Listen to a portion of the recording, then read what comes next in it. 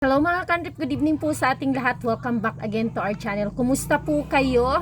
Sa mga bago pa lang po sa channel na ito at hindi pa nakapag-subscribe, pakiclick na lang po ang subscribe button at ang notification bell para ma-notify kayo tuwing may mga in-upload po tayong bagong video. Ang pinag-uusapan po natin dito ay most likely about po sa motor parts business and accessories, mga tips and konting advices and yung mga related po sa motorcycle and repair shop na mga usapin or mga pinag-uusapan.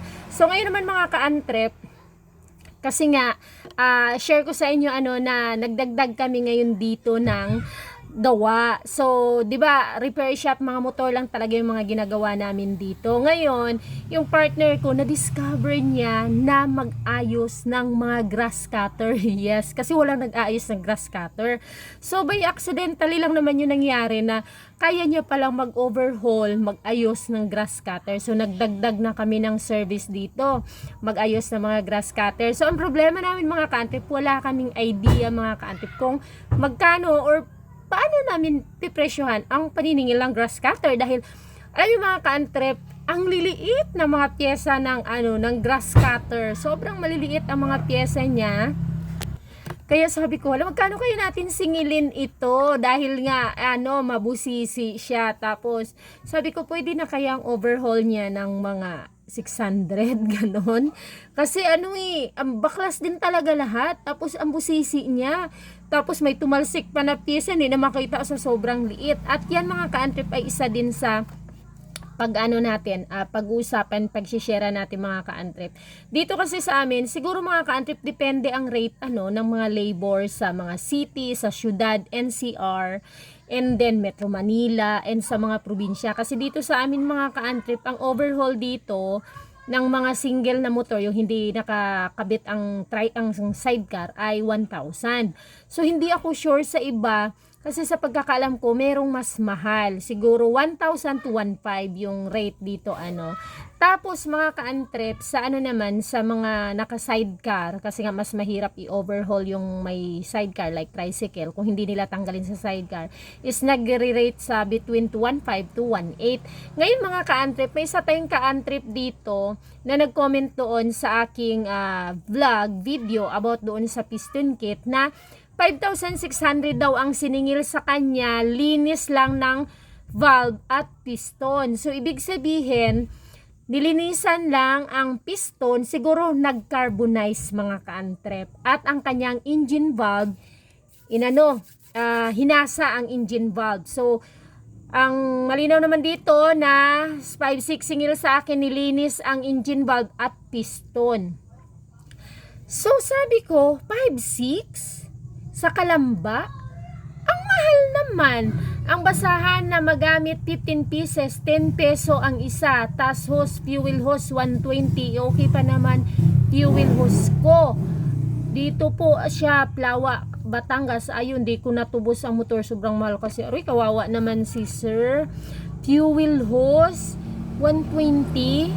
So, di tangke ito. Fuel hose, di tangke. 20 pesos lang yung namin dito per feet.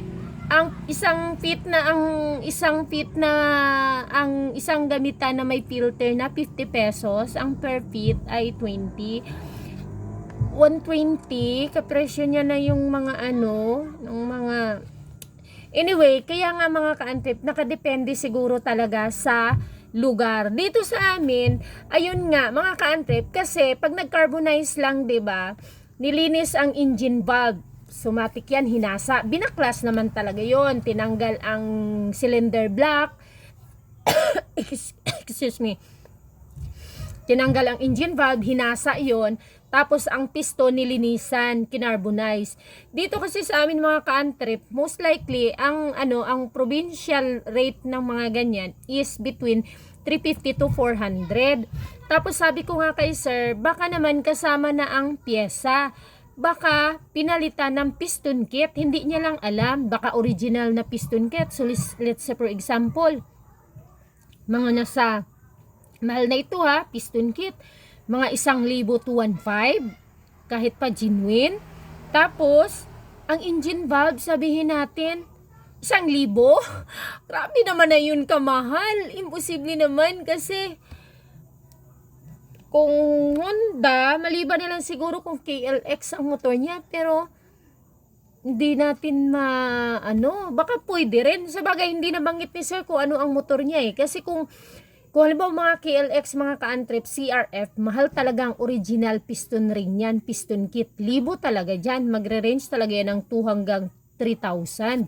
Tapos, baka libor. Pero sabi niya kasi dito, nilinis lang. Hindi niya sinabing pinalitan. Kasi kung nagpalit, tapos i-assume natin na original or mga genuine parts talaga, tapos kung anong motor, mahal talaga. Pero kung mga single lang na hindi naman siya yung mga ADV, hindi naman siya mga XTZ, STX, hindi naman siya KLX, hindi naman siya mga ganong klaseng unit ng motor or model ng motor, tapos original na mga piston kit talaga, hindi abot ng ganito.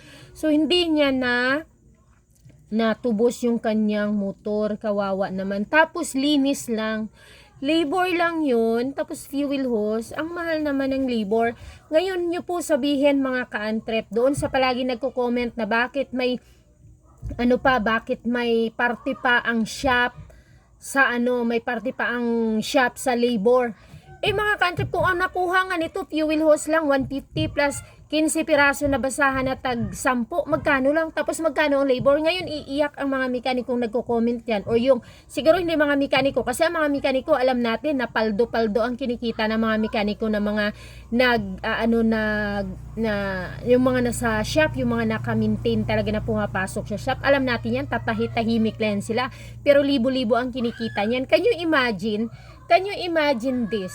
Kung halimbawa, sabihin natin 5-6, 'di ba, ang binayaran niya. Sabihin natin yung 600 doon yun sa fuel hose at saka sa basahan at saka sa gas or crudo na ginamit na panghugas doon sa kanyang cylinder block. Sabihin natin 600, 5,000 ang labor. 5,000 ang labor doon sa paglinis, sa pag-carbonize. 5,000. So sabihin nyo mga ka-antep na natalo ang mekaniko, na nanghihingi pa ang shop owner ng 20% na parte para sa shop. 'Di ba? Assume natin dito mga ka-antep na na yung 600 doon yun sa sa basahan daw at saka sa gaas, halimbawa hinugasan, panghugas at saka sa fuel hose. So 5,000 bali ang labor, 600 alisin na natin doon nga sa nagamit kasi linis lang daw eh.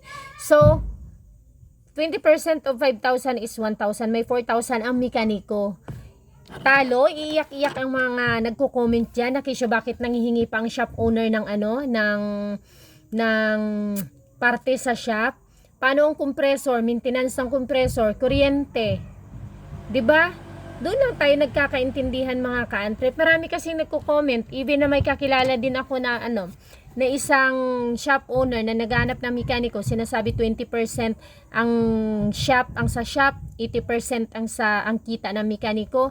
Tapos marami pang nagko-comment na bakit nanghihingi pa, gahaman daw ang may-ari ng shop, gahaman ang may-ari ng shop. Paano yung maintenance ng mga tools? Paano yung renta? Paano yung maintenance ng compressor? Paano yung mga kagamitan? Paano pag mag-upgrade ng mga kagamitan? Paano pag may nawalang tools? Paano pag may nasirang tools? You see, nakita nyo na, kalamba o linis ng engine valve at piston. 'Di ba? Labor. Binayaran niya 5,600. Hindi niya nakuha ang motor niya. So, sa part naman din ng customer, parang kawawa din So, depende po siguro. Hindi ko alam kung anong kalakaran. Tapos, puntuhan po natin doon sa palagi nagko-comment. Naghahaman ang may-ari ang shop owner na nanghihingi pa ng parte doon sa kinikita or sa labor ng mekaniko. What is 20 pesos sa 100 pesos para sa maintenance ng shop? O, diba mga ka-antrep? Comment yung mga ka-antrep kung magkanong singilan dyan sa inyo carbonize. Carbonize mga ka-antrep, linis lang yan. Linis lang ng cylinder head block, linis lang yan ng piston kit, hindi yan nagpalit ng ring, linis ng engine valve, hasa ang engine valve. Hindi na tinanggal yung valve, hindi na nagpalit ng mga guide valve, hindi na nagpalit ng valve seal. Labor lang, magkano sa inyo mga ka-antrep? Pa-comment naman po. Thank you so much sa nag-comment. Shout out sa iyo, sir. At sana ay makuha mo na ang iyong motor. Shout out sa Rolly Jelly. Ayan. Kawawa naman si sir kung hindi napalitan ng pyesa tapos 5,600 ang singil. Assume natin na 5,000 labor, 600 doon sa basahan, sa gaas na pinanghugas at sa fuel hose. Malamang siguro sir hindi mo nabanggit gasket. Nagpalit po yan ng base gasket. So yun lang mga ka-antrep. Bye-bye. Nakadepende po sa location ang mga singilan ng mga labor siguro at presyo ng mga pyesa. Bye-bye.